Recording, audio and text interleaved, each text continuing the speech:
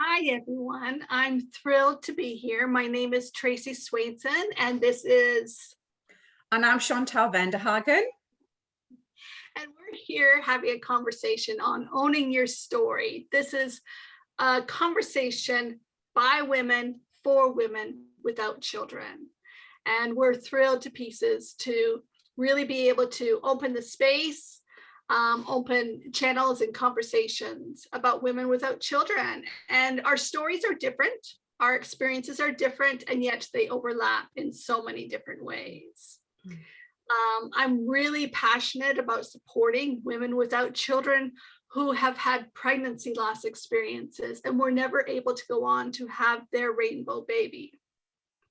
It was my personal experience of pregnancy loss that began my own personal healing journey. And because of that, to begin this conversation, I would really love to honor my son, my spirit baby, Bodhi Sean, who became the vessel for my healing journey. And Chantal, would you like to introduce yourself? Yes. Well, as we said, as Tracey said, what we realized was we had a lot in common. Things really did overlap. And something I really remember Brené Brown saying in her book, Daring to Lead, was where empathy lies is you understand or you have experienced the emotions, but because you haven't experienced the, haven't had the experience or the story. And I really loved that because it made me realize that I could still work with women who had children. This is before I really segued into this, and I still can do that. So I still think there's a conversation needed around that as well, because I'd experienced emotions. You know, we've all had grief, sadness, anger, jealousy, resentment, in addition to all the others. So that was a real relief for me. My story was I always wanted children, and it just never happened for me.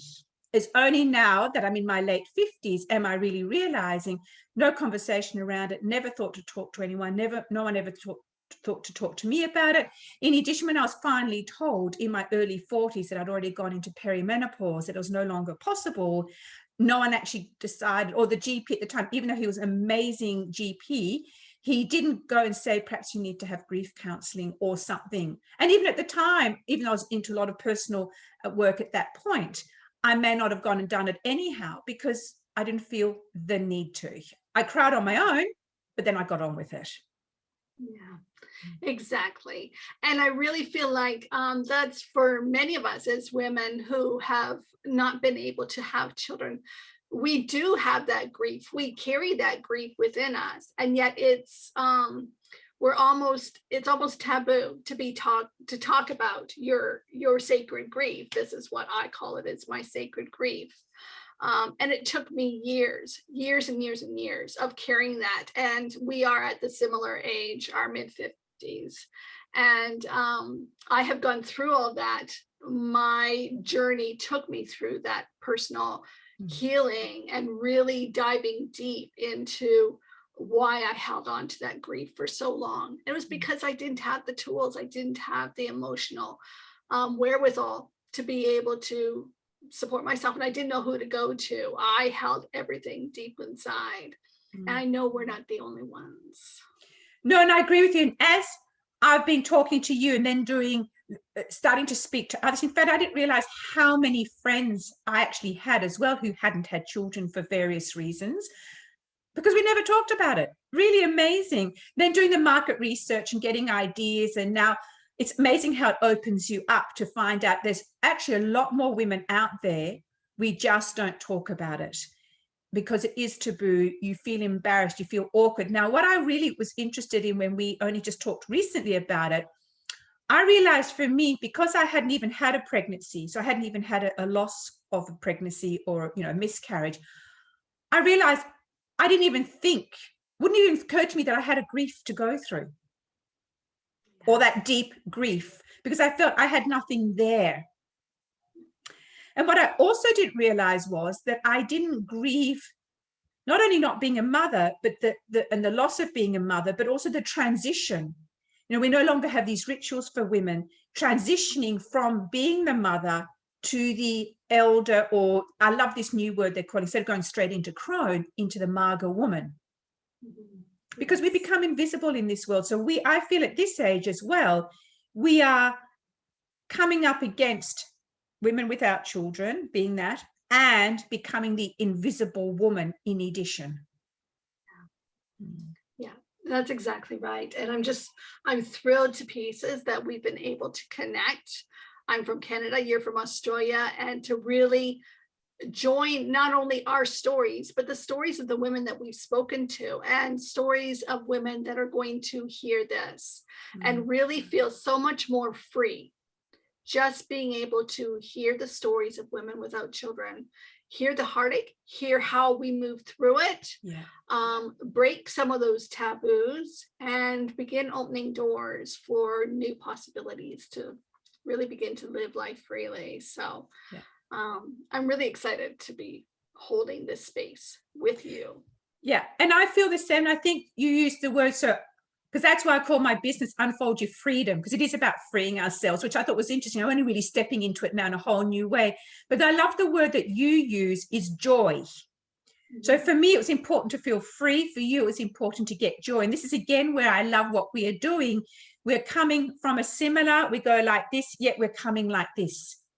And I think the other thing for me, I'm wanting to also look at women who have been successful and achieving. So this is actually for all women, but for women in the business world as well. I want to really share that because it's a very much a patriarchal system where we strive, we do, we achieve, we're a success. You do not bring any form of emotion in. And I think that can be anywhere, but that's at the moment where I feel it's important too, because what I'm learning to do in my business is to bring in the flow, the creativity, the gentleness, the slowing down, to be able to open ourselves up, to bring in that intuition.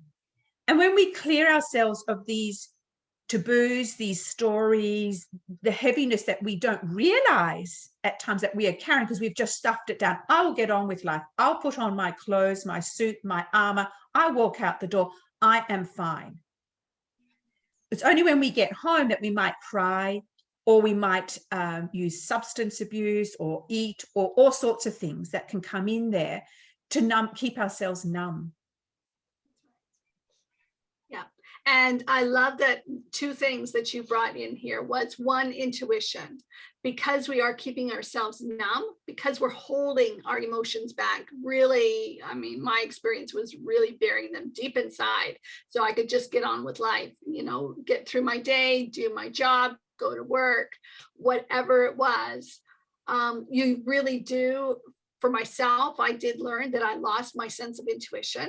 I was very intuitive when I was a child and a teenager, and even my early 20s. I was very intuitive. I didn't know it at the time, but I was.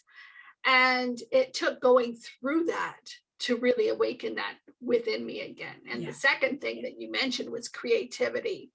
And for me, because we are burying all of our emotions, bringing out that sense of creativity and that joy, it just doesn't come up. And that's what we need. That's so helpful in being able to help us tune back into ourselves, our sense of creativity. I was very creative when I was younger. And I realized, actually, it wasn't even until I met you that I had lost my sense of creativity. I really loved being creative when I was young. There was so much that I did, and I really have pulled away from all of that. So I love the fact that you brought in creativity. That was really something that's going to be fun to see where that comes through. And it will be, and this is where we can talk in the discussions. We might even do a workshop on it one day. So ladies who are watching this is the beginning. We actually don't know where we're going either. We've got a bigger picture. So any sharing, anything you'd like to hear, please let us know. And what I noticed, Tracey, when you was talking about your creativity, your face lit up. You could feel the joy in your words and in your body, and it's interesting. So ladies, think about what word is important for you.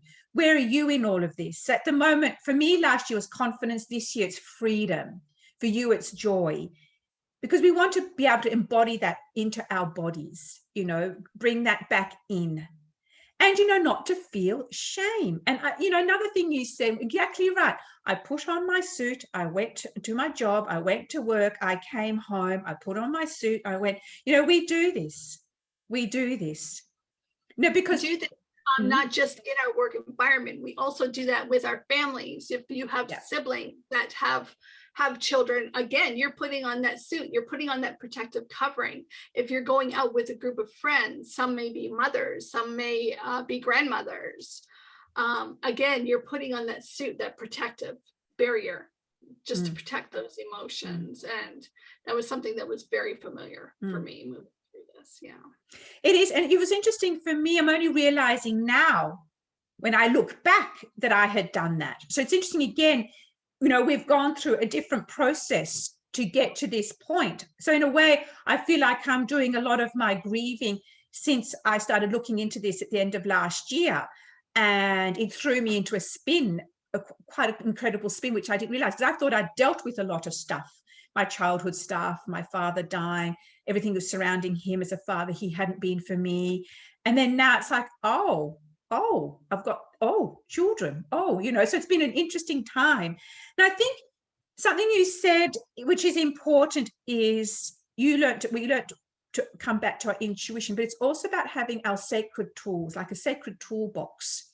So I found I needed also support, so professional support. And that's why I'll speak for myself here. I do what I do is to support women in that, because we can't always talk to friends. We can't always talk to family. We get platitudes, or you would have been such a good mother or something. People don't realize that actually can be very painful to hear.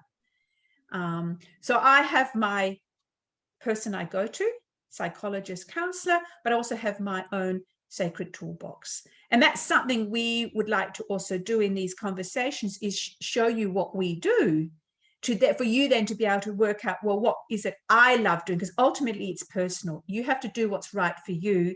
And it might not be what Tracey and I do. Right.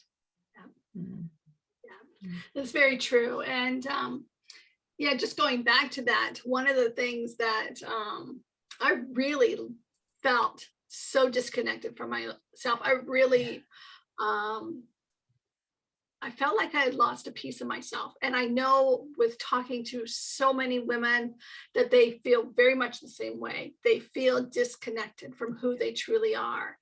And part of this journey, this healing, is really about coming back and really getting into yourself. Taking the time to block out the noise of the world, whatever that is for you, and really begin to tune in. And who am I? What do I value? What's important to me? These are all things that really start to bring you back into who you are as a woman. And it's a long journey. It was a long journey for me, a very long journey for me. And I'm grateful for all the people that I crossed paths with that supported me through that. And so I'm really thrilled that we get to have this conversation together and begin to open the doors and allow other women to be able to tune in and see that they're not alone in this. And I love that. Thank you. And I think before we sort of I'm going to draw a card, ladies. This is going to become one of our signature things to do. But a couple of things I'd like to mention. What I thought was interesting, I felt lost, but for a different reason. I was so busy focusing on no longer being the daughter to my father. What did I mean? What did father mean? So you've just given me a bit of an insight there. So it never occurred to me, because he died when I was 36 and unexpectedly, and it took a lot of healing to do. So I think I lost years there as well. So that's been just giving me an interesting thought. Why did I focus on, but like you, I felt sense of loss. And I think the other thing you mentioned was about blocking out the noise. And I think it's also the noise of the world is about the pro-natalist society. Everything, when you look at, is all about motherhood, advertising, everything. So it's how do we block that out to be able to tune into us without guilt, sadness, grief, anger, resentment, to be able to come back and step into our own story. And that's what this is all about. Finding ourselves again through that. Exactly right. Exactly right. And interestingly enough, you said finding yourself again. For me, it was actually, as well, this is again, ladies, for me, it was about actually finding myself. Not, and I suppose I could go again and again and again, because we're dealing with different things. I was dealing with not being a mother. I was dealing being who was my father and then when he died, I was an orphan, so to speak, dealing with my mother now who's elderly. So I think it is that constantly working out, who am I? Particularly when you haven't been a mother, that's been my experience. Well, like, what was my worth in this world? Why was I even here? What was my Yes, purpose? that was a huge one for me. Who am I if I'm not a mother? It was bred in me. Like, that was something. Yes. If you get married, you have children. That was my personal experience. And I wanted children. I desperately wanted children. And with each miscarriage, each pregnancy loss, I went into a deeper and deeper depression each time. And I really was lost for quite a long time. Yeah. I put on a mask to the world. The world saw me as bright and happy and cheerful and getting things done. And but inside, I was a completely different woman. You know, and on that note, you know, thank you, Tracey, because what I'm realizing is thank you for taking your mask off. Thank you for having the courage to be able to do that, that we can both sit here unmasked pretty much and be able to share of ourselves to each other. So thank you. Thank you for the vulnerability. So ladies, I trust you. Feel you can comment, ask, reach out. How can we support you, not only in these conversations, but professionally? We'll put all our information below so you know how to contact us, how you can follow us. And let's get this going and seeing how we can support you in unmasking to connect to your, to connect to yourself, to own your story and who you are. Oh my goodness, I think we could carry on, but, and, all right, drawing the cards. I'm using Wisdom of Avalon this time. Tracey hasn't seen these before. And we're just going to see what they have to say for us today. The Grail Knight, romance, illusion, seeking the sacred. I don't know if you can see that. Can you see that there? So let's see. Okay. Seeking the Grail Knight. What number is she? 6. Okay. Romance and the seeking of that which is sacred. Such are the missions of the Grail Knight. He represents the coming together of all elements to form perfect life through a union of heaven and earth. Or he signifies a romantic union of lover with lover. Ooh, I like that, because it's actually lover, us with ourselves. In the beginning of all relationships, there's a time when everything is perfect. One seeks out the discovery of love in the treasures of the other, all the while holding up a mirror in which beauty and perfection are reflected. There is both truth and illusion. Ooh, I like that. Because again, we're getting rid of the illusion to come to our truth. When the Grail Knight appears, he lets you know that your own beauty, perfection, and innermost desires may be reflected in the mirror that is held up by the love of another. Indeed, love is in the air. Perhaps it's also a time for you to fall in love with yourself.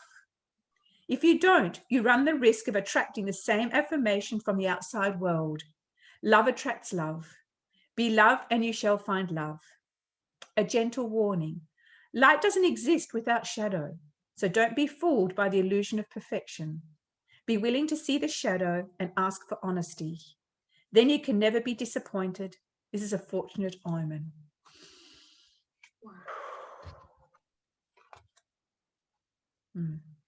What a beautiful way to end. That really covers everything that we've spoken about. Does, doesn't it? Learning to fall back in love with ourselves again, connecting to that love within ourselves. Thank you for that. Pleasure. Well, thank you, Tracey. Thank you, ladies. And we will now say goodbye and look forward to seeing you next time. Bye. Bye-bye. Take care.